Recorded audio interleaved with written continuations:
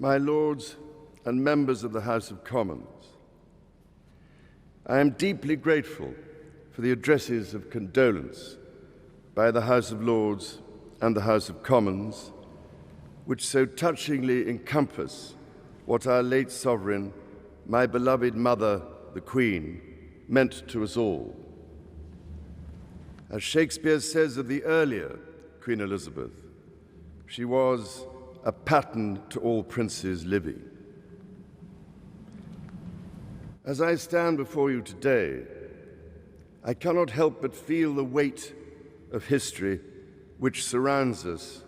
and which reminds us of the vital parliamentary traditions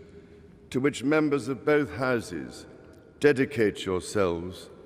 with such personal commitment for the betterment of us all. Parliament is the living and breathing instrument of our democracy. That your traditions are ancient, we see in the construction of this great hall, and the reminders of medieval predecessors of the office to which I have been called, and the tangible connections to my darling late mother we see all around us, from the fountain in New Palace Yard, which commemorates the late Queen's Silver Jubilee, to the sundial in Old Palace Yard for the Golden Jubilee, the magnificent stained glass window before me for the Diamond Jubilee, and so poignantly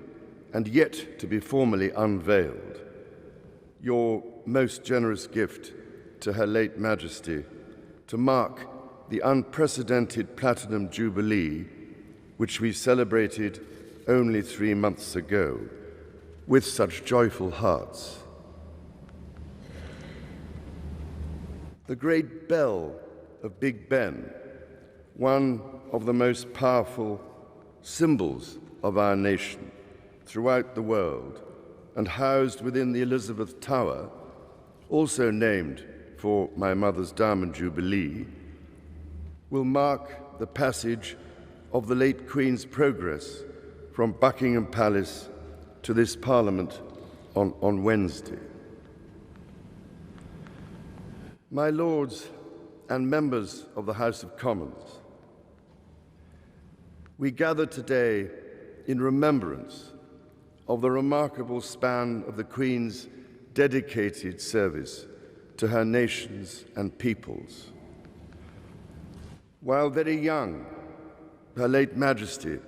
pledged herself to serve her country and her people, and to maintain the precious principles of constitutional government which lie at the heart of our nation. This vow she kept with unsurpassed devotion. She set an example of selfless duty, which, with God's help and your counsels, I am resolved faithfully to follow.